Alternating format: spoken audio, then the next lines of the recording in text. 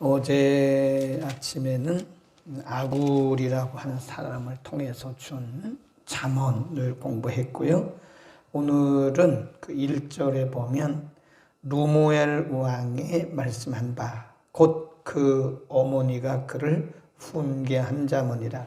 그러니까 왕의 어머니가 유언처럼 그 왕인 아들에게 한 말씀인데, 그 아들에 대해서 뭐라 그러냐면 2절에 보면 내 아들아 내가 무엇을 말할꼬, 내 태에서 난 아들아 내가 무엇을 말할꼬, 소원대로 얻은 아들아 내가 무엇을 말할꼬, 그러면서 무엇을 말할꼬 3번이나 반복해요. 그러니까 이게 왕의 어머니가 그 왕에게, 왕인 아들에게 그 아들을 소원해서 얻었다 그러잖아요. 굉장히 소중하다 그런 얘기입니다.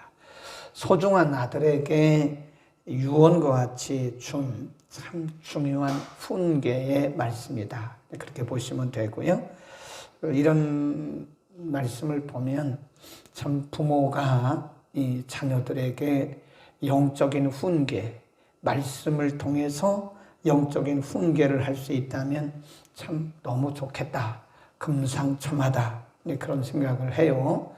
부모들이 자녀들에게 유업을 물려준 것, 재산의 유업을 물려주는 것도 좋지만 그거보다 본질적으로 중요한 것이 뭐냐면 신앙을 유업으로 물려줘야 된다. 그러니까 이 신앙의 맥을 이어가는 게 굉장히 중요합니다. 그러니까 부모의 신앙이 자녀들에게, 자녀의 신앙이 그 아래 자녀들에게. 그래서 할 수만 있다면 예수님 오신 그때까지, 예수님 오신 그날까지 이 신앙의 명맥, 신앙의 명맥을 이어가는 것이 사실은 부모들의 책임이요, 의무요, 사명이다.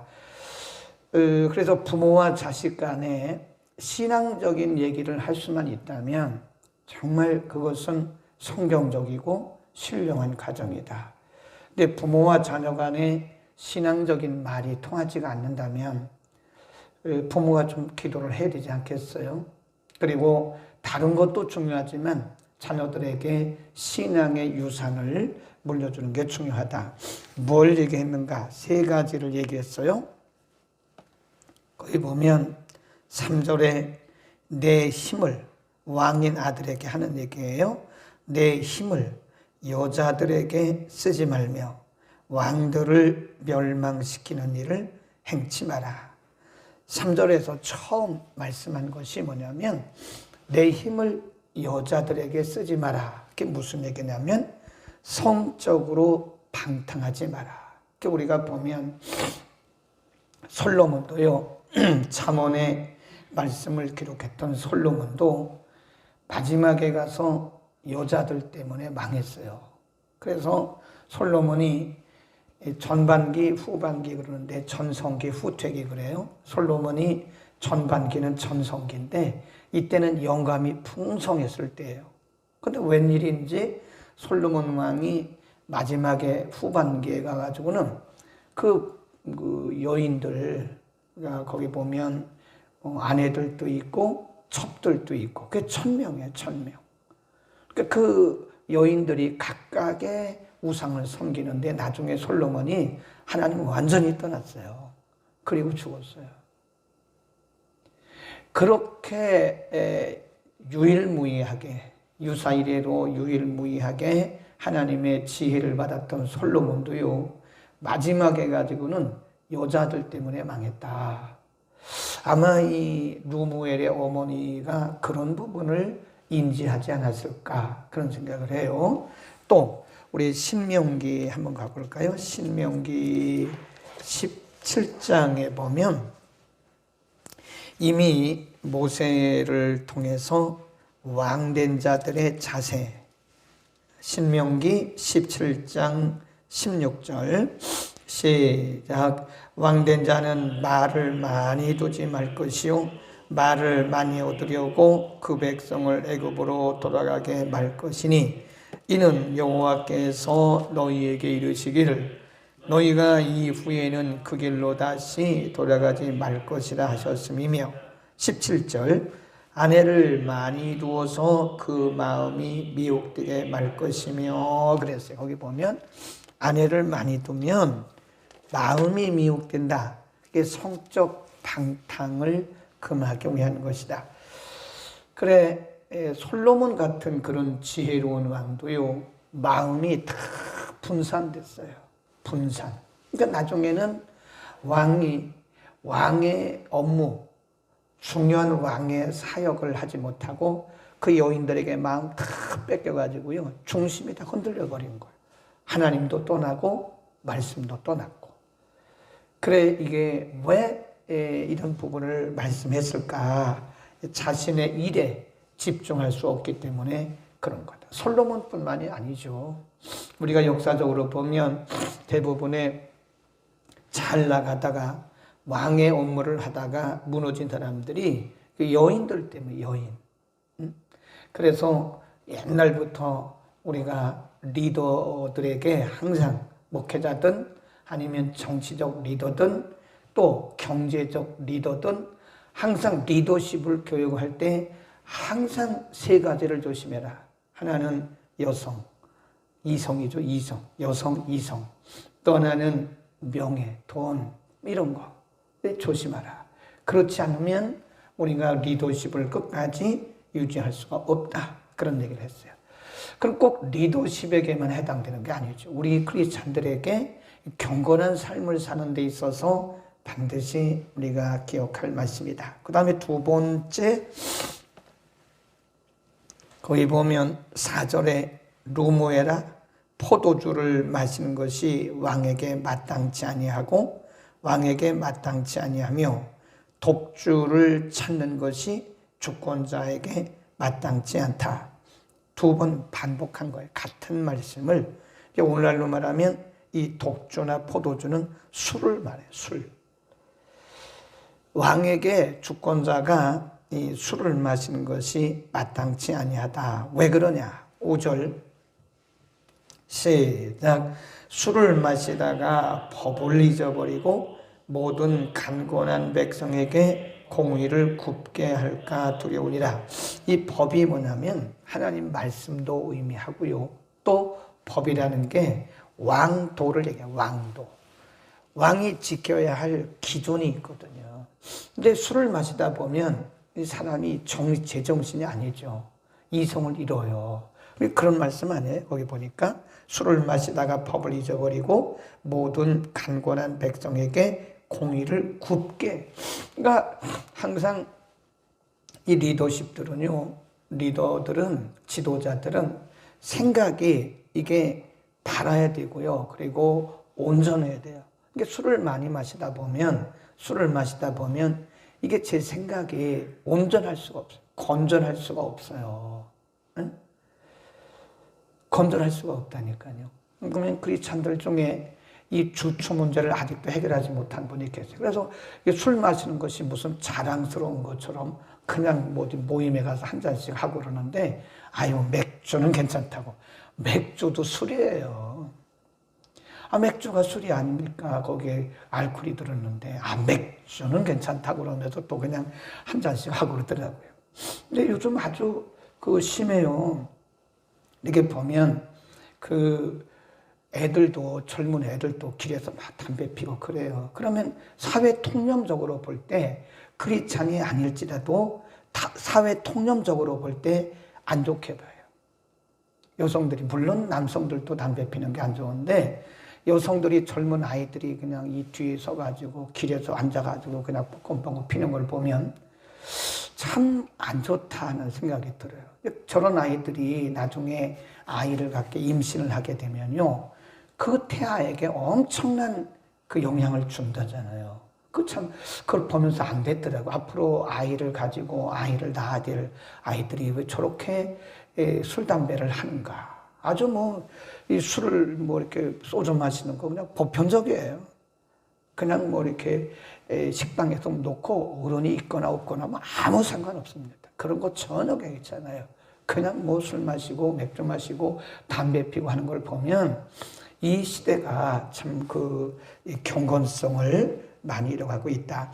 여러분, 크리스찬이 이 주초를 하는 것은 옳지 못해요. 우리의 경건 생활에 하등의 도움을 주지 않습니다. 그러니까 그런 거를 주초 문제가 아직 해결되지 않았으면 기도하세요. 그래서 빨리 그거 인간의 힘으로 안 되는가 보더라고요. 우리는 그런 걸 안 해봤으니까 안 될 거예요. 그러니까 성령의 충만함을 받고 은혜를 받아야지 그게 해결이 돼야. 우리는 영적인 나실인이에요. 영적인 나실인. 또 구약시대에 보면 나실인이 나실. 나실이란 말은 구별된 자 그런 뜻입니다. 그래서 나실인, 인이란 말은 사람, 구별된 사람 그런 거 아니겠어요? 우리가 하나님 앞에 예배를 드리는데 우리 입에 담배를 피고 태우고 술을 마시고 그러면서 하나님을 찬양한다고 하는 것은 참 하나님 앞에 죄송한 거죠. 예, 경건하지 않은 그런 모습을 가지고 하는 것은 옳지 못하다. 그것은 구원의 문제가 아니에요. 그건 경건의 문제입니다. 경건. 거듭나고 우리가 하나님의 백성으로서 살아가는데 그것은 경건의 문제이기 때문에 거룩하고 경건한 삶을 살기 위해서는 반드시 그거 해결 굉장히 역하게 느껴질 거예요. 담배도 마찬가지. 그래 우리는 경건한 삶을 구별된 삶을 살아야 되기 때문에 우리가 반드시 이 문제는 해결이 된다. 왕뿐만 아니라 왕들은 그거를 왜 금해리냐면 이성을 잃을 가능성이 커요. 그래서 그렇습니다. 그 다음에 세 번째, 어머니가 왕에게 준 유언과 같은 교훈이 뭐냐? 8절 시작. 너는 벙어리와 고독한 자의 송사를 위하여 입을 열지니라. 너는 입을 열어 공의로 재판하여 간곤한 자와 궁핍한 자를 신원할지니라. 이게 뭐냐면 왕에게 어머니가 지금 잠언 교훈하듯이 유언한 거예요. 그게 무슨 얘기냐면 사회적 약자의 소리를 들으라 이거예요. 응? 우리가 그 잠언에서 여러 번 공부했잖아요. 가난한 자, 궁핍한 자, 사회적 약자, 고아, 과부, 나그네 이런 말씀 많이 해요. 성경에서 많이 말씀하는 게 그거예요. 사회적 약자, 나그네, 고아, 과부. 이 사회적 약자들의 신원을 반드시 들어줘라. 어려운 사람들의 신원을 들어줘라. 여러분, 이 정치 지도자들은요, 오랫동안 정치를 하려면요, 낮은 자들의 소리를 들어야 됩니다. 이 귀를 막으면 안 돼요. 귀를 들어야 얼마나 어려운지 아세요? 그 옛날에 우리나라 조선시대에 보면요, 암행어사 제도가 있었어요. 암행어사. 암행어사 출두요. 그러잖아요. 옛날에 사극에 보면. 그게 참 우리 조상들이 굉장히 지혜로웠던 것 같아요. 그 왕이 일반인처럼 그렇게 하는 거예요. 복장도 하고. 그래서 그냥 낮은 데를 다 살피는 거예요. 시장도 가보고 또 평민들이 사는 그것도 가보고 얘기도 들어보고 먹어보기도 하고 그러잖아요. 그런데 그런 그 암행어사가 출두해서 어려운 백성들의 모습을 다 체험도 하고 보고 듣고 그러고 나서 나라를 통치를 하니까 나라가 그 왕에 의해서 잘 이렇게 평정이 되잖아요. 지금 르무엘이라고 하는 왕에게 그 어머니가 참 지혜로웠던 것 같아요. 왕은 이런 사회적 약자들의 소리를 반드시 들어야 된다. 입을 열어라. 그 말은 귀도 열고 입을 열어라. 그 어려운 자들의 신원을 들어라. 그래서 사람이 뭐가 무서워서 경호원을 데리고 다녀요? 그 말이 됩니까? 우리는 목회뿐만 아니에요. 우리가 사업을 할 때 사업하는 분들도요. 정말 여러분 사업해가지고 어려운 분들을 이렇게 돌아보세요. 응? 사회적 약자를 돌보세요. 그러면 하나님도 기뻐하시고 여러분의 사업도 잘 될 거예요. 우리가 언제부터 그렇게 배부르게 살았다고 없는 사람들의 소리를 무시하고 사회적 약자들을 짓밟고, 그건 하나님의 법에 맞지 않아요. 하나님은 사회적 약자들의 아버지예요. 고아의 아버지라고 그러잖아요. 네. 이런 경고도 하셨어요. 너희가 만일 고아를 짓밟으면, 고아를 멸시하고 무시하면 너의 자녀가 고아가 된다 그랬어요. 그럼 누가를 어떻게 한다는 거예요? 너를 내가 데려가겠다, 그거 아니에요?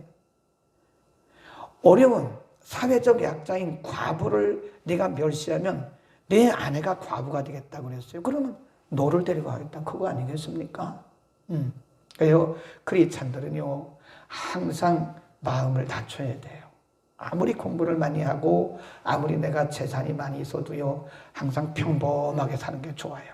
그래서 누구든지 우리와 함께 할 수 있고, 그리고 우리가 그들을 도울 수 있는 우리의 마음이 예수님처럼 낮아져야 돼요. 아멘. 그래서 교회 안에도 보면요, 어려운 분들 많습니다. 어려운 분들 많아요. 그래, 교회 재정으로도 이렇게 물론 예산을 세워서 돕지만 개인적으로도 도와요. 뭐 제가 이런 뭐 사례비 받아가지고 그런 데 쓰지 어디 쓰는 줄 아세요? 개인적으로도, 개인적으로. 이렇게 개인적으로 생활비 하나 드리라고 이렇게, 그런 분들이 여러분이에요. 누군지 아십니까, 여러분? 얘기할 것도 없죠. 이렇게 보면 모릅니까? 근데 어떤 분은 이래요. 왜 교회가 그걸 도와야 됩니까? 이런 분도 있어요. 내가 속으로, 저분이 신자가 맞아? 도대체 아니 교회가 왜 도와야 되냐 이런 얘기를 해요. 그래서 아니 속으로, 당신이 성도 맞아요? 어떻게 그런 얘기를 해요? 교회가 당연히 해야 되는 거지. 아니 교회가 당연히 어려운 분들을 섬기고 돕고 그래야 되는 거지, 교회가 왜 그런 분을 도와야 되냐고 그런 말을 하면 제가 볼 때 참 하나님 마음이, 목사의 마음도 아프고 화가 나는데 하나님이 얼마나 아프시겠어요. 여러분 주변에 어려운 분들을 돌아보세요. 이렇게 보시고 아 저분이 어렵겠다 그러면, 우리 교회는 참 좋은 헌금 제도가 하나 있는데 어떤 분들은 또 그걸 또 얘기하는 분이 계세요. 왜 그걸 합니까? 이래요. 아 저분은 참 너무 모르네. 세상의 신앙생활을 저렇게 모르고 하네. 우리 교회는요, 지명 헌금 제도가 있어요. 지명. 그러니까 무명으로 하시면 돼요. 누가 헌금하는지 몰라요. 그러나 누구에게 한다고 지명을, 지난주도 보니까 어떤 분이 지명 헌금 했더라고요. 누구에게 주세요. 이렇게 그냥 지명 헌금 쓰면 돼요. 지명 헌금하고 자기 이름 쓰지 말고요. 써도 되고 안 써도 되고, 그 상대가 누군가를 쓰시면 누구에게 이렇게 쓰면 돼요. 그런 것들 이렇게 보면, 제가 재정 다 끝나고 이렇게 결제하다 보면요, 지명 헌금이 그래도 가끔 올라와요. 한 2주에 한 번씩 올라와요. 그걸 100% 그분에게 드려요. 교회의 장부에 기록은 하지만 그건 전혀 손 안 대고 그대로 봉투째 그분에게 전달을 해드려요. 왜냐하면 누가 했다는 것을 알면 그분도 좀 그럴 거 아니에요. 그러니까 누구 한 것을 안 하는 게 가능하면 좋고 해도 되고 해서 이렇게 주면 굉장히 좋아해요. 그분들도. 어렵습니다. 월세 내기도 힘든 분도 계시고요. 스마트폰 이거 내기 힘든 분도 계세요. 정말 계십니다. 그런 분들을 우리가 돌아보지 않으면 안 된다는 거예요. 아멘. 우리가 긍휼한 마음을 가지고 서로 돌보는 아름다운 공동체가 되기를 바라고, 다시 한번 당부하거니와 교회가 왜 그런 일을 해야 되냐고 하는 그런 말은 이제 앞으로는 누구도 하지 않기를 바랍니다. 당연히 교회가 그걸 해야 되고, 당연히 목사가 그 일을 해야 되고, 당연히 우리가 그 일을 해야 되는 겁니다. 기도하겠습니다.